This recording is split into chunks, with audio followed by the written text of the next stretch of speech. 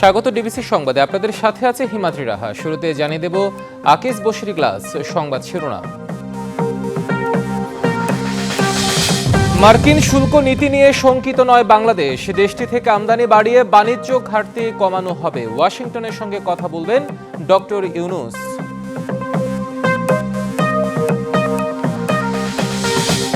যুক্তরাষ্ট্র নির্ভরতা কমিয়ে নতুন বাজার খোঁজার পরামর্শ বিশ্লেষকদের। অন্য দেশগুলোকে পর্যবেক্ষণে রেখে পদক্ষেপ নেওয়ার তাগিদ।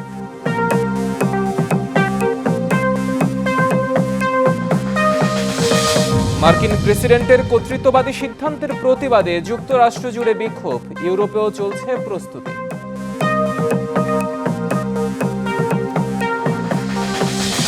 ডিসেম্বরে নির্বাচন নিয়ে বিএনপির দাবির সাথে একমত হেফাজত। বিচারিক প্রক্রিয়ায় আওয়ামী লীগের ভাগ্য নির্ধারণ মেনে নেবে জনগণ।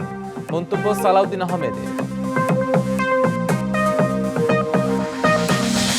প্রত্যাবাসনে আশার আলো মিললেও পুরোপুরি আস্থাশীল নন রোহিঙ্গারা। রাখাইন রাজ্য জান্তার দখলে না থাকায় জটিলতা আরও দানা বাঁধছে।